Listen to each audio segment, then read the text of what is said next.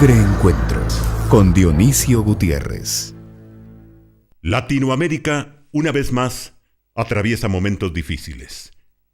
Como si los rezagos en materia social y económica fueran poca cosa, las crisis políticas aumentan la incertidumbre y la desesperanza. El fortalecimiento institucional, mercados abiertos, integración regional y un clima de estabilidad que favorezca la inversión debiera ser la ruta a seguir. Y aunque esto sucede en algunos países de la región, en la mayoría practican todo lo contrario, como si el objetivo fuera retrasar y destruir.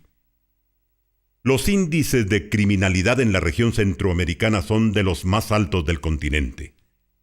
En Guatemala, como lo publicó la encuesta de Prensa Libre, realizada por Vox Latina, además de que indica que más de la mitad de la población desaprueba la gestión del gobierno, la seguridad es la materia más reprobada. Un 67.4% de la población considera que la delincuencia y la inseguridad aumentó en estos 18 meses de gobierno de la UNE. La criminalidad tiene mucho que ver con la falta de castigo.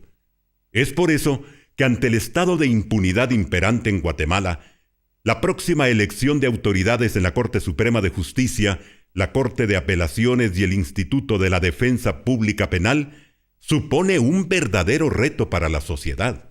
Una sociedad que debe participar con valor y compromiso si quiere rescatar y fortalecer su sistema judicial. En el Congreso de la República, en una jornada que se convirtió en un lamentable espectáculo de algunos diputados, de la cual fueron testigos algunos miembros del cuerpo diplomático, finalmente se ratificó la prórroga del mandato de la CICIG y fue juramentado el nuevo presidente de la Corte Suprema de Justicia. En Honduras, la grave crisis política tiene a prueba la solidez de sus instituciones republicanas y la misma sobrevivencia de su democracia. Por esto, no se puede olvidar que dicha crisis es provocada por abusos de poder y presuntos actos de corrupción de un presidente que, además, en un intento por entregar su país al chavismo, había caído a los niveles más bajos de popularidad de un presidente en mucho tiempo. De hecho, Zelaya es el más impopular de los presidentes latinoamericanos, con apenas el 25% de aprobación del pueblo hondureño, como lo señala el estudio internacional Consulta Mitofsky del pasado mes de abril. Violentando la constitución de su país e irrespetando resoluciones de instituciones del Estado como el Tribunal Supremo Electoral, la Corte Suprema de Justicia, el Congreso de la República y el Ministerio Público, Zelaya, como buen mandadero de Chávez, decidió seguir adelante con la consulta popular sobre la reelección presidencial que había sido declarada ilegal.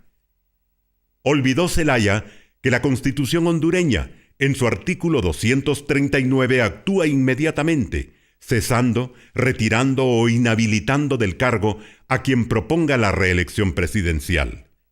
Por lo tanto, Manuel Zelaya dejó de ser presidente de Honduras, de acuerdo al artículo 239, antes que contra él, como ciudadano, se violara el artículo 102, cuando lo extraen a la fuerza de su país, en vez de presentarlo a los tribunales para ser juzgado.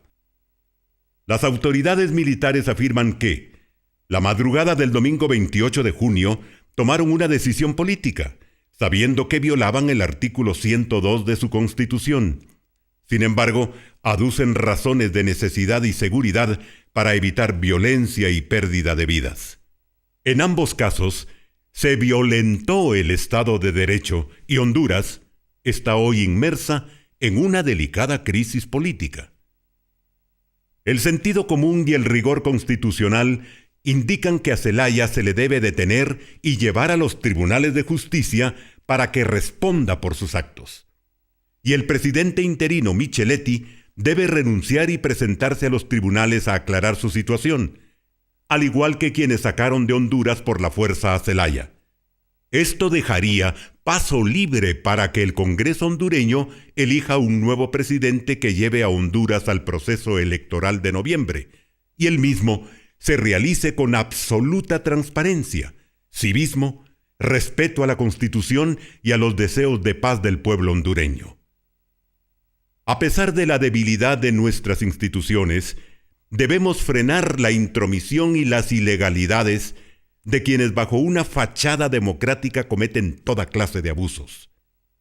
Los centroamericanos no debemos permitir que caudillos abusivos e irrespetuosos atenten contra las libertades ciudadanas, violenten nuestras constituciones, irrespeten la independencia de poderes, asfixien la libertad de expresión, expropien la propiedad privada, cometan fraudes electorales, promuevan la violencia y un largo etcétera que solo atrasa y empobrece a una vasta región de nuestra América Latina, cansada de promesas incumplidas. Las élites y sus dirigentes deben dar hoy su mejor esfuerzo para terminar con la impunidad y construir un verdadero Estado de Derecho, donde gobernantes y gobernados se someten al imperio de la ley, sin excepción y sin excusas. Conscientes de la necesidad que en Centroamérica se fortalezca el Estado de Derecho como base de naciones prósperas y desarrolladas, la revista Estrategia y Negocios realizó un importante evento que contó con la participación del destacado escritor, periodista y analista político de reconocido prestigio internacional, Carlos Alberto Montaner, quien analizó el tema «Cómo se construye un Estado de Derecho duradero y sólido». Y junto a un selecto grupo de analistas, cuestionan en libre encuentro con Dionisio Gutiérrez el futuro de la democracia y el Estado de Derecho. Guatemala no es un Estado fallido en el sentido general del término, pero admitamos melancólicamente que una de las peores fallas de Guatemala es el fracaso de sus instituciones de derecho.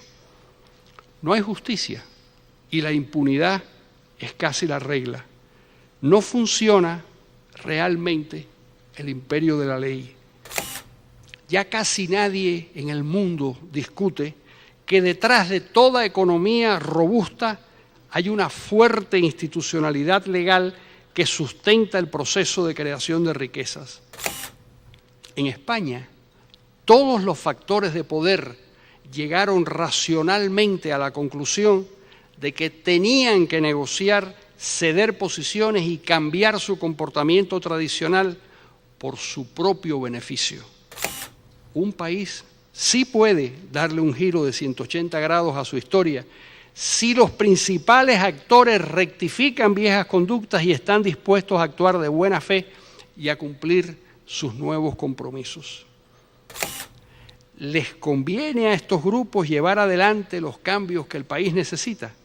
¿Les conviene someterse al imperio de la ley, al fin del favoritismo y al predominio de la competencia y la transparencia en todas las transacciones con el Estado?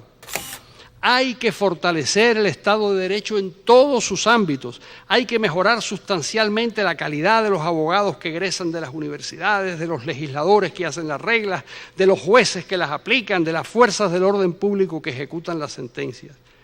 Pero lo más importante es que todos se coloquen voluntariamente bajo el imperio de la ley, porque no hay duda de que ese es el talón de Aquiles de los estados fallidos. Bienvenidos a Libre Encuentro. Estamos transmitiendo un evento especial organizado por la revista Estrategia de Negocios. Tenemos a un selecto grupo de invitados en esta oportunidad y presento primero al invitado especial, que es don Carlos Alberto Montaner, que está de visita en Guatemala y entiendo que seguirá por el resto de la región dando algunas ideas para que rescatemos conceptos e ideas como la justicia, el Estado de Derecho y manteniendo en orden valores como la libertad. Nos acompaña también la licenciada Ninette Montenegro, por todos conocida, diputada del Congreso de la República, una gran luchadora por todas las causas, especialmente la causa de la justicia y el Estado de Derecho. La licenciada Helen Mack, que también nos acompaña, que por supuesto también ha hecho lo mismo. El doctor Eduardo Stein, ex vicepresidente de Guatemala. Y el licenciado Pedro Trujillo, que es un columnista de prensa, director de EPRI, que es el Instituto Político de la Universidad Francisco Marroquín. Bienvenidos al Libre Encuentro y gracias por estar con nosotros. Carlos Alberto, no salió en cámaras, pero las exposiciones que se hicieron en minutos antes Se habló de temas como desigualdad, racismo, incultura, pobreza, subdesarrollo, que son efectos de una realidad estructural que no hemos logrado organizar en nuestros países. Guatemala es un caso ejemplar. Tiene efectos secundarios que van más lejos, más profundo y que son más dañinos todavía, como lo es el narcotráfico y todo lo que eso corrompe y pudre en una sociedad.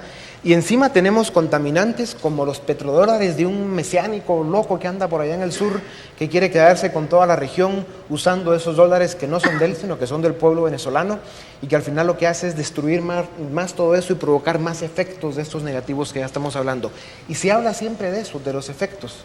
Incluso políticos de altura como el doctor Stein, que han hecho gobierno, que han visto desde adentro ese monstruo que son los gobiernos en América Latina y que han logrado hacer poco para cambiarlo, no se habla con toda la claridad de las cosas que hay que cambiar de verdad, como es el modelo económico, la participación de las élites, la preparación de cuadros para la administración pública para que instauren, constituyan, construyan un gobierno que funcione, empezando por su sistema de justicia, educar para que se eduquen mejores ciudadanos, para que participen en el Congreso y puedan ser mejores diputados. Hay excepciones nada más las que logran esa calificación, etcétera, etcétera.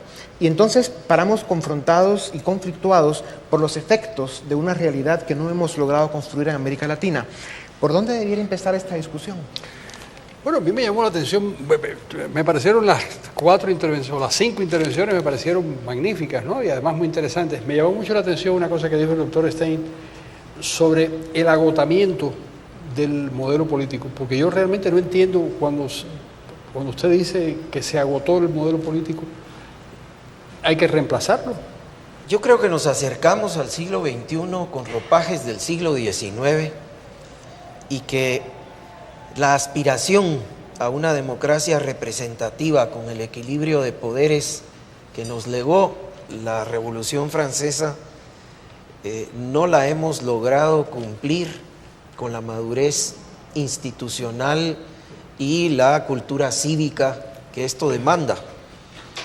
Y estamos engusanados por dentro como sistema democrático y como sociedad con nuevos ingredientes cuya gravedad antes no habíamos experimentado, como es el caso del crimen organizado y en particular el narcotráfico infectando esta sociedad, que se ha erigido en un poder mucho más fuerte, vigoroso, hábil, inteligente y, como alguien mencionara, globalizado que cualquiera de las estructuras de autoridad pública electas por voto popular.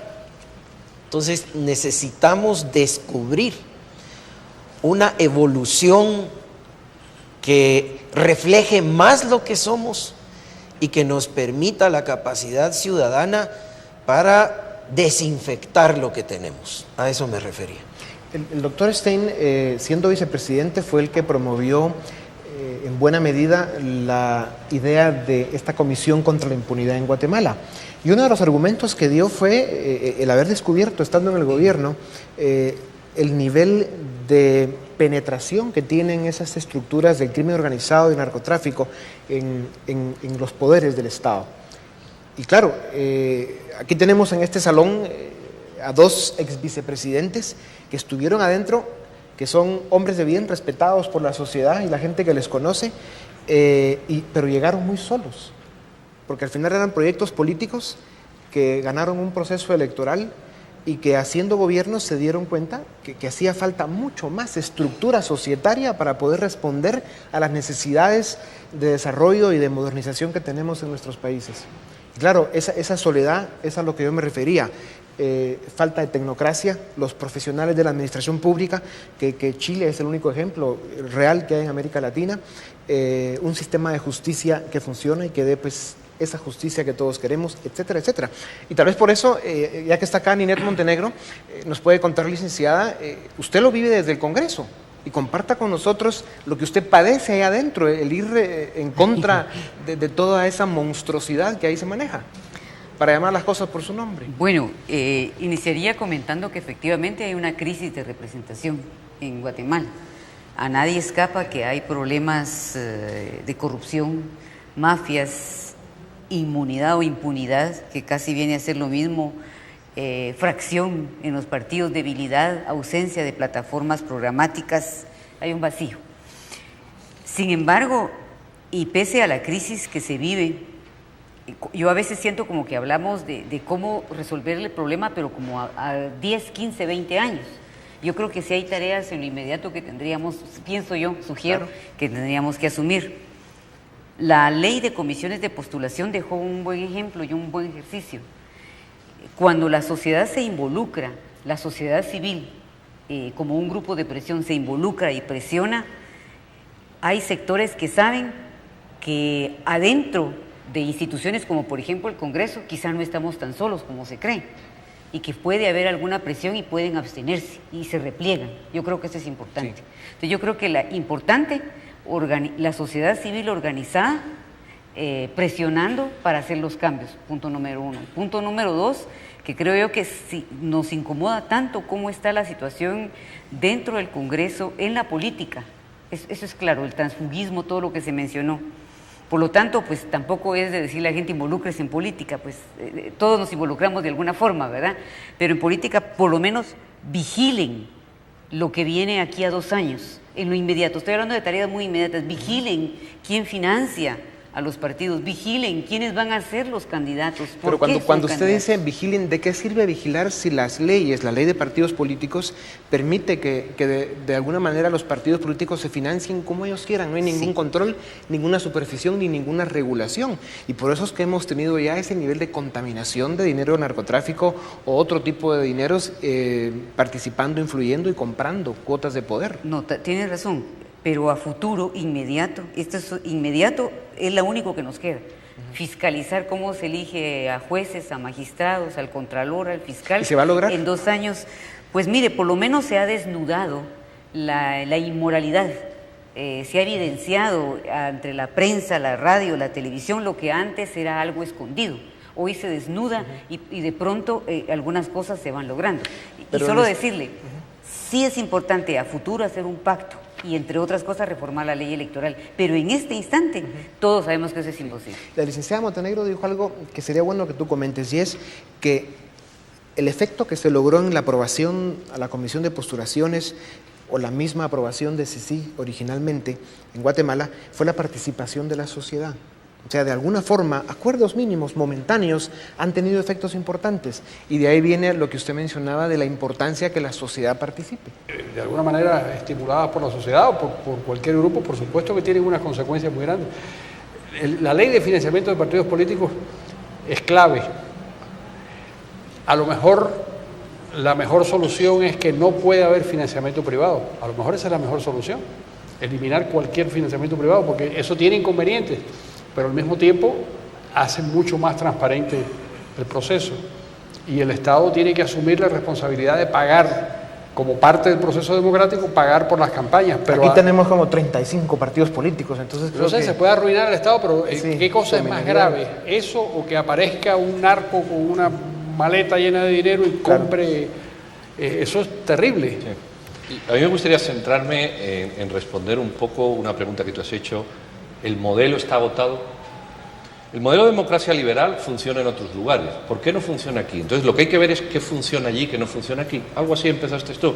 Yo creo que hay 6 puntos que sin resumir todo el esquema son clave. La Constitución tiene privilegios a sectores. La universidad pública es un foco de privilegios. Determinados colegios profesionales son privilegiados. Y hasta el ejército tiene un título, algo que es incomprensible en esos países exitosos que tú apuntabas, donde la Constitución, el ejército tiene un artículo. El sistema judicial actúa honesta y eficientemente en esos lugares. Aquí el sistema judicial, por varias razones, desde porque no quieren hasta porque no pueden, ni es honesto ni es ineficiente. La prueba está cuántas jueces dictan sentencias que luego son cambiadas y cuestionadas por Cortes Supremas y ninguno está en la cárcel, sencillamente se les cambia de lugar. La sociedad civil, la sociedad política, la sociedad empresarial, la sociedad sindical, yo creo que no se han puesto los zapatos de introducirse en el mismo vector. Esa convergencia, ese tomar conciencia de que todos tenemos que converger pareciera que no existe. Y hay razones para analizarlo. El transfugismo político tan extraño que existe en este país, y yo no conozco otro que sea igual, donde una serie de diputados que uno los vota porque le ofrecen un panorama determinado, no solo se cambian de partido político o se salen del partido político original, sino que introducen en el Congreso un partido político que ni siquiera se presentó a las elecciones.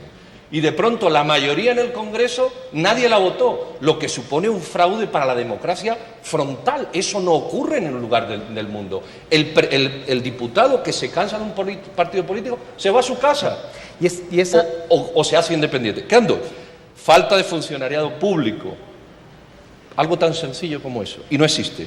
Y lo último es el sector público, el funcionario público no ha entendido que es un servidor público, no lo ha entendido, se cree que ejerce el poder público y entonces considera, no todo, estamos hablando de ciertas generalidades, pero el funcionario público asume el presidencialismo aquel del señor presidente de Miguel Ángel Asturias y una vez que llega al poder ya no se llama don o ya no se llama Alvarito, Antoñito o Manolito, sino que es el señor presidente con una capacidad de hacer lo que le viene en gana, sin entender que es un empleado nuestro y es un servidor. Eso tan sencillo es lo que distorsiona el sistema. Licenciada Mac, regresando al tema de un Estado de Derecho duradero, que si no regresamos a él, aunque esto es definitivamente parte de eso, porque es por la ausencia de eso que suceden estas cosas, de la debilidad de los partidos políticos y demás.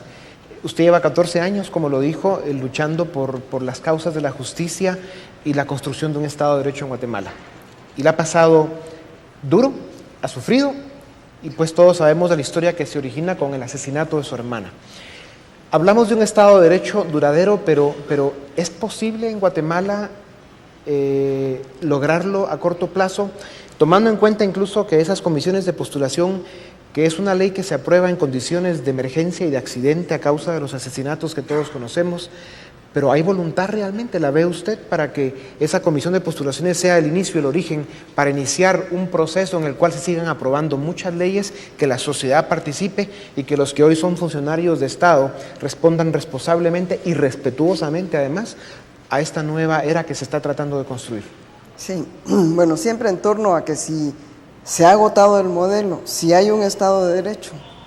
Yo te diría que las razones por las que la élite ha fracasado en esta construcción de Estado de Derecho es porque no hemos tenido capacidad, primero, de crear partidos. Lo que tenemos son maquinarias electorales y nos seguimos moviendo como maquinarias electorales. Y oficinas de negocio. Y oficinas de negocios. Entonces, partidos políticos, cero. No ha habido capacidad de montar un partido político que realmente sea el intermediario de la población con el Estado. Entonces, primer fracaso, no hay partidos políticos, maquinarias electorales y oficinas de negocios.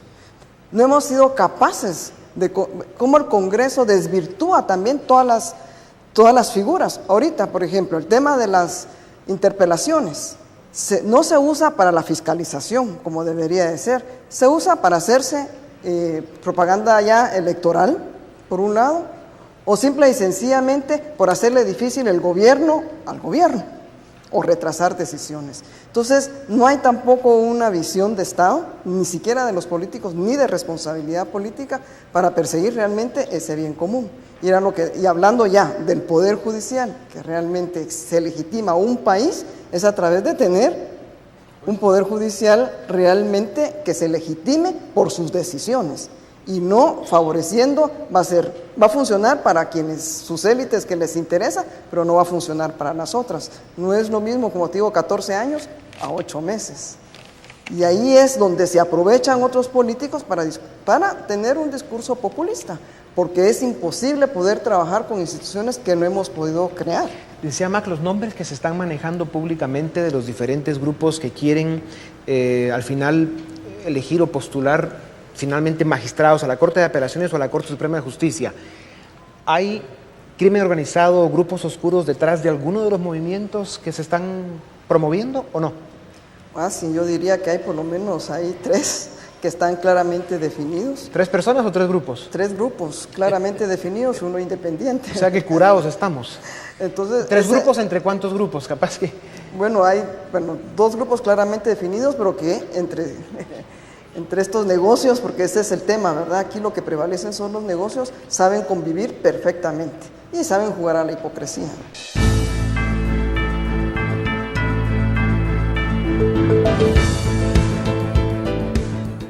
Un Estado es siempre un sistema de organización, ¿no? Donde hay unos poderes y hay unas instituciones y hay unas oficinas públicas que hacen ciertas cosas.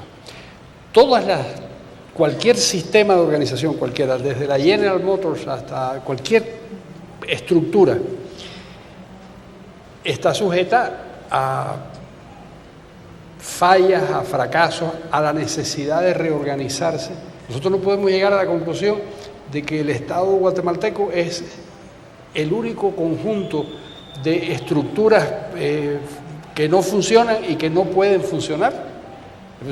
Porque eso es incluso contrario a la experiencia. Sabemos que todo se puede reparar, que todo se puede reorganizar, que un país como Alemania, después de la Segunda Guerra Mundial, destruido por las bombas, terminado, podía reconstruirse y empezar a vivir, o los japoneses, o países como España, que tú conoces también, Pedro, y que yo también conozco, de donde se decía que no podían convivir democráticamente los españoles, y los españoles sí pudieron convivir democráticamente y sí pudieron generar una de las sociedades, digamos, con mayor calidad de vida del planeta. No podemos llegar a la conclusión de que en Guatemala, es verdad que todo, por lo que yo veo, por lo que yo escucho, prácticamente todo está la observación que has hecho de los partidos políticos es cierto. Sin partidos políticos es muy difícil organizar la democracia, pero si al mismo tiempo, la democracia, este Estado que nosotros conocemos como viene de la Revolución Americana y de la Revolución Francesa. Pero, ¿por qué no se pueden crear partidos políticos? Tampoco los partidos políticos tampoco son parte de la solución. Los dos partidos políticos más viejos de América los tienen los vecinos hondureños y tampoco han resuelto el problema. Es decir, que no es necesariamente, es conveniente, pero no es... Quizás los dos partidos políticos hondureños le han dado cierta fuerza y cierta institucionalidad al país, pero no han conseguido hacerlo ni eficiente, ni mucho menos. Okay. Un elemento de precisión. Quizá me expresé mal y pido disculpas. No era para mí el modelo el que necesitaba un cambio profundo, es el Estado el que necesita un cambio profundo. El Estado guatemalteco como está ya no responde. Y quizás algunas veces nos hemos resbalado en creer que la reforma del Estado es una reforma gerencial de tipo administrativo. Y no, es una cosa mucho más profunda. Acá se han dicho ingredientes fundamentales, estructurales de lo que hay que reformar. Pero quisiera volver al ejemplo concreto que se ha mencionado reiteradas veces en la ley de las comisiones de postulación. Este es un hilo fundamental del tejido de la justicia guatemalteca que se logró cambiar, pero es un hilo. Y si esto conseguimos que funcione, hay otra serie de pasos sucesivos en una de las piedras angulares de la convivencia ciudadana, que es todo el aparato de justicia y la impartición de justicia. Por ese tipo de pasos concretos es, creo, por donde, sobre todo las generaciones jóvenes en un país en donde el 70% de la población tiene menos de 30 años, debería comenzar a organizar su participación, los que todavía no lo hacen, profundizarla y madurarla los que ya lo hacen. Yo quisiera regresar a tus preguntas, que es lo que creo que todos deberíamos de responder, especialmente la de la SED. ¿Se pueden cambiar los hábitos culturales de una sociedad para que se sometan voluntariamente al imperio de la ley? Ahí es donde te digo, ¿Estado de Derecho para quién? La otra pregunta que tú haces, si las mismas clases dirigentes que han ignorado el funcionamiento de las instituciones de derecho y que se han beneficiado de ello, ¿estarían interesados realmente en modificar ese comportamiento? El problema es que hay sociedades que lo han hecho. Bueno, eso es lo que yo quisiera que los guatemaltecos nos contestáramos y reflexionáramos al interno, porque esto es lo que tenemos que hacer si de verdad queremos construir un Estado de Derecho. A ver si puedo preguntártelo de otra forma. Las sociedades que lo han logrado, que es lo que tú empezabas a decir, lo lograron porque fueron todos los sectores de la sociedad los que participaron en forma conjunta en un momento determinado para que entonces no hubiera unos grupos que quedaran con más espacio, con más poder o con más privilegios que otros. Es que ese es el arte de este rompecabezas. ¿O no? Así es. Es una decisión racional. Exacto. Que va más allá de la decisión patriótica. Pero la decisión patriótica está llena de emotividad. Que durante 5 minutos suena el himno nacional, la bandera flamea, qué sé yo, pero eso se acaba, eso se agota. La decisión racional es de otra naturaleza. A nosotros nos interesa cambiar el modelo porque el país se hace inhabitable. Y tenemos que cambiar nuestro comportamiento. ¿En dónde se ha visto esto? Después de guerras.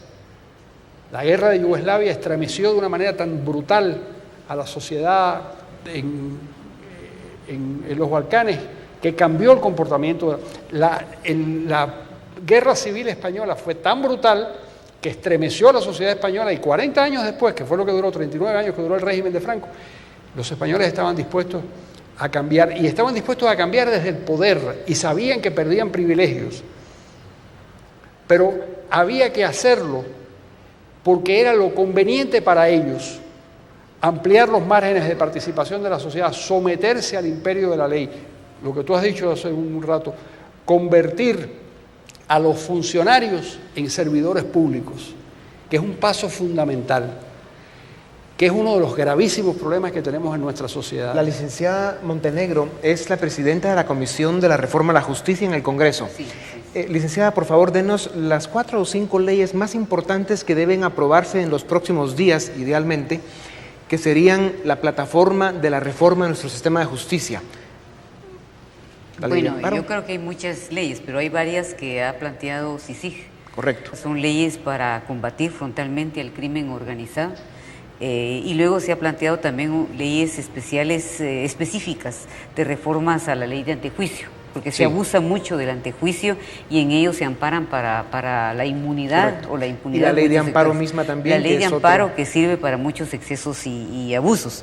Pero yo quisiera como comentar, ya que aprovecho que tengo el espacio de la palabra, yo creo que estamos en un momento crucial los guatemaltecos. Sí tenemos la soga al cuello. Y si no nos damos cuenta es porque de verdad estamos caminando a ciegas. Diariamente vemos escenas dantescas en la calle en donde las mafias se enfrentan, capos del crimen se enfrentan. El Estado está tomado en el Ministerio Público, en el organismo judicial, en el propio Congreso. Si eso no es crisis, yo no sé qué más puede ser. Entonces, o hacemos un pacto, ya no solo de damas y caballeros, ¿verdad? Un pacto de lo que se denomina élites para rescatar y hacer salir al país adelante, o el país por supuesto que ya se hundió. Sí. Ahora, necesariamente los pasos que hay que dar pasan por aprobación de esas leyes que usted mencionaba hace un momento. Sí, y por cumplir. Por ejemplo, yo veo con mucha satisfacción, sinceramente le digo, la existencia de la ley de comisiones de postulación, que aunque le quitaron un diente por ahí, ¿verdad?, sigue siendo muy, muy importante. Imagínese usted que a través de ella vamos a poder poner controles a cómo se elige al Contralor General de Cuentas, claro, al Fiscal General de la República, sí, a la directora o director de la Defensa Pública Penal, a magistrados y jueces y a los colegios profesionales. ¿Qué diente le quitaron? ¿Quién se lo quitó y por qué? El sorteo. Fíjese que le quitaron un diente, ojalá no sea. Aquí hay un dentista, por cierto, aquí hay un dentista en el salón. Ojalá sea de leche. Ese no lo pone, sí, dice. El tema del sorteo. Hicieron una especie de ironía los abogados o abogadas, no todos, diciendo que el sorteo era una cuestión al azar. Y no, está inspirado en teóricos como Montesquieu, que hablaban que el sorteo es necesario cuando hay una lucha entre iguales. Y estábamos hablando de iguales cuando nos referimos a los rectores de las universidades. Solo ahí puede haber verdadera actitud de igualdad, porque si no sería discriminación. Eso fue lo que se le quitó.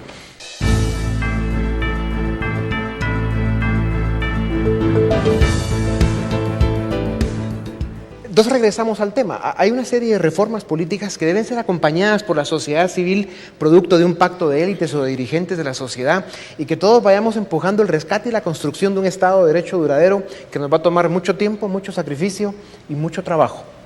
Doctor. Yo quisiera quebrar otra lanza en el tema de las élites, estando de acuerdo fundamentalmente porque la realidad política de nuestra historia contemporánea lo subraya, pero ¿quiénes son las élites en Guatemala? ¿Cuán representativas son de los sectores amplios de población? ¿Cuán legítima es esa representación? ¿Y cómo hacemos para que la mitad del país que viene de pueblos indígenas, muchos de ellos originarios, participe en ese pacto?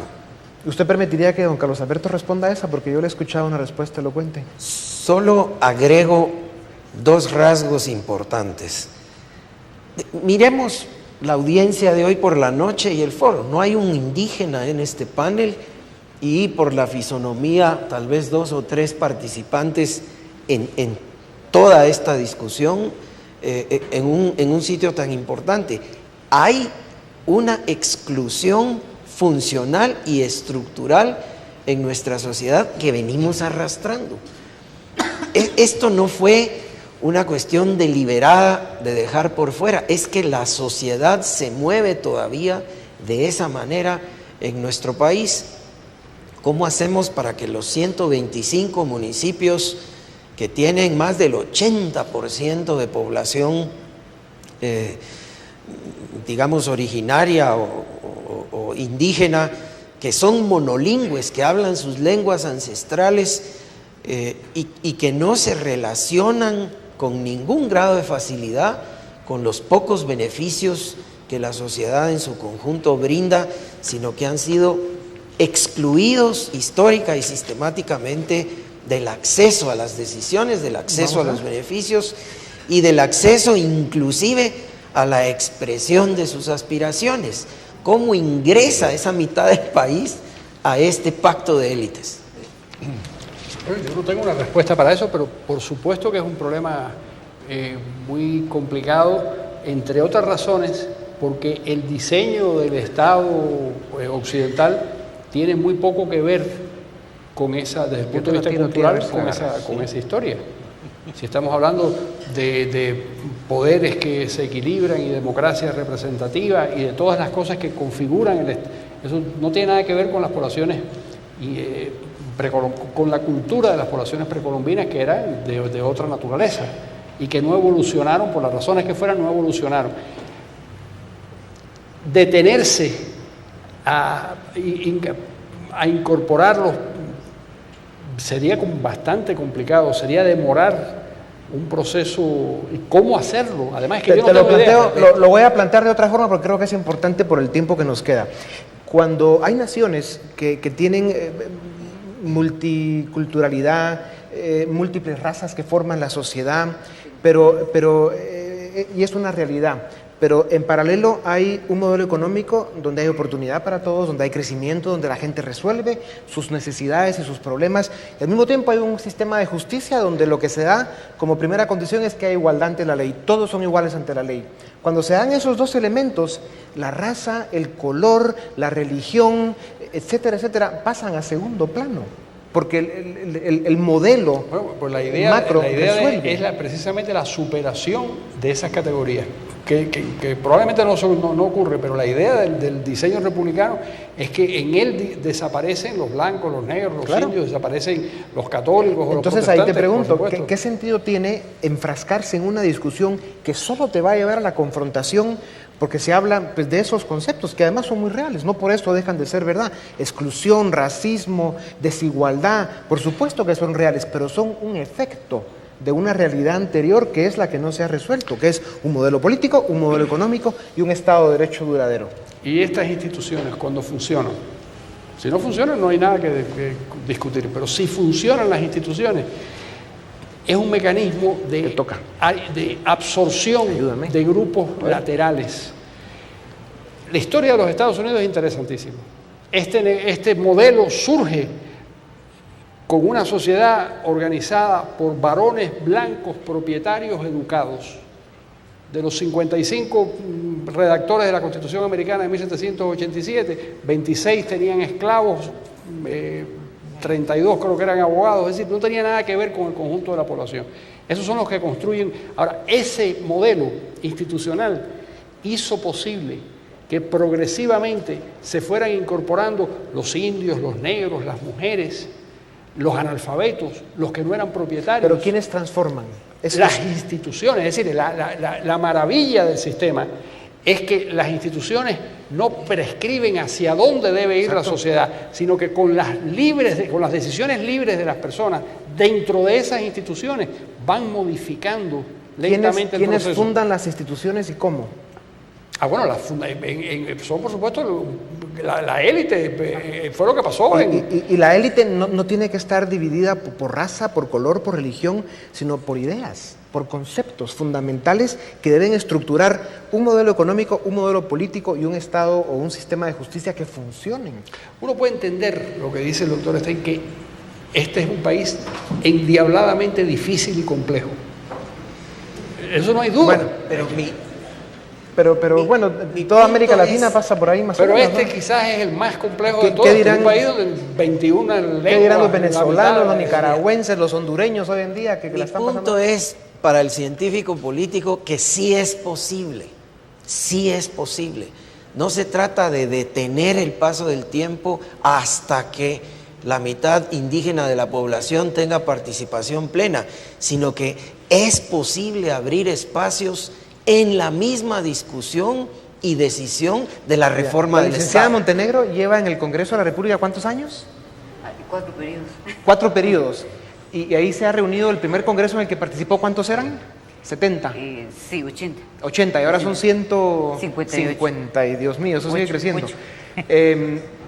Y usted se ha dado cuenta lo difícil que es ponerse de acuerdo.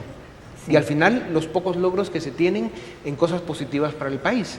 Entonces imaginémonos un congreso más grande donde se incluyera la mitad de la población. Pero claro, yo entiendo el punto del doctor y aquí el Elic Trujillo nos va a ayudar con algunos ingredientes que de plano van a aclarar. Bueno, tenemos un Estado unitario y centralizado.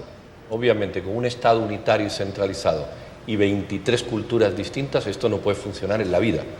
La descentralización es lo que maravilla a Tocqueville cuando visita Estados Unidos a finales o a mediados de 1800 en las visitas que hace.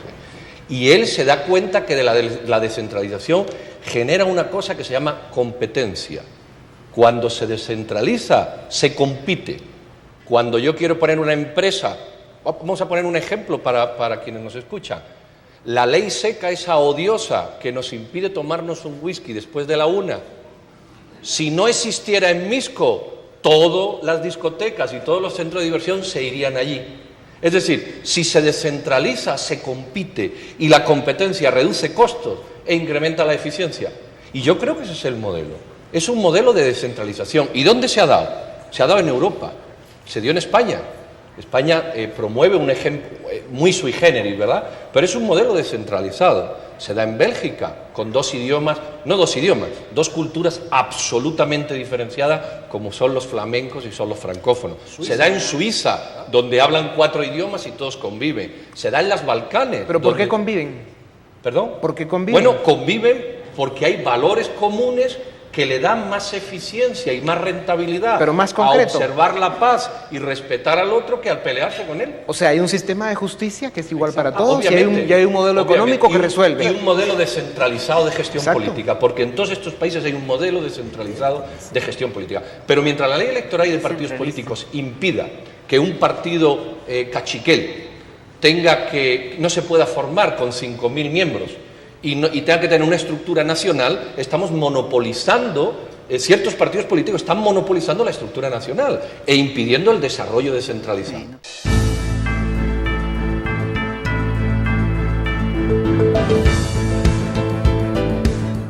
¿Sabes qué es lo que pasa? Yo sí estoy de acuerdo con el doctor Stein, ha dicho que el Estado no lo puede manejar como que si fuera una empresa.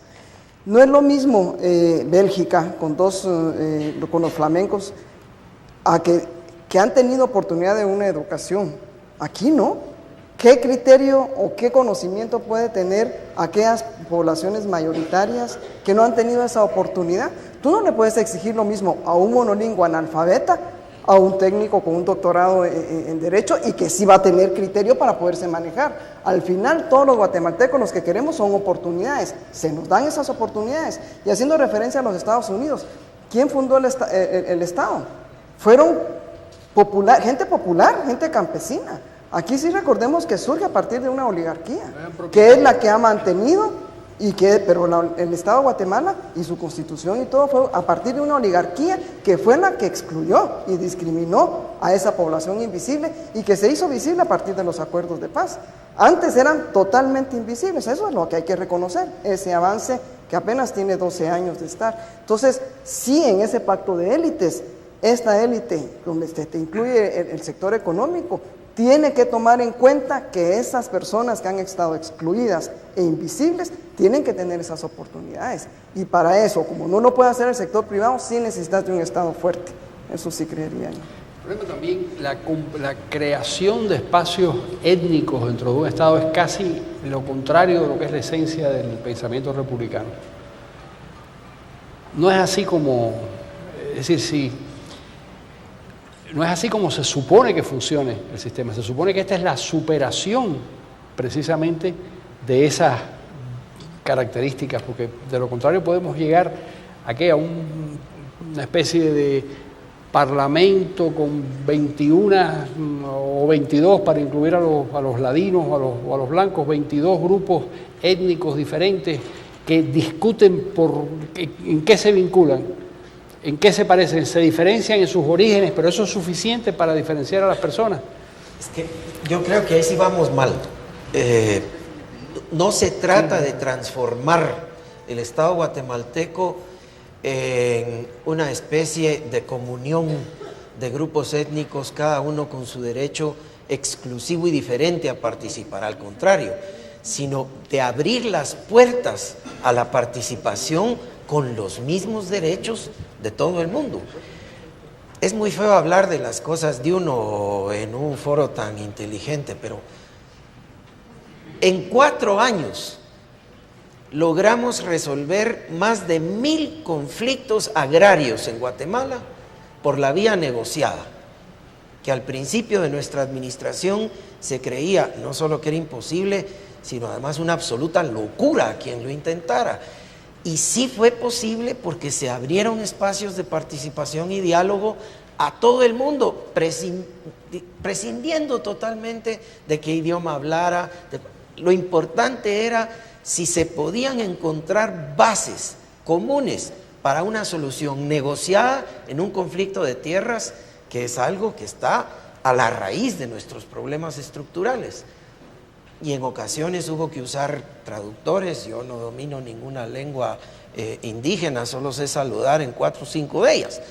Pero los indígenas son trilingües en su mayoría porque hablan su propia lengua, la de las vecindades para comerciar y castellano para entenderse con el poder público. Doctor, licenciada.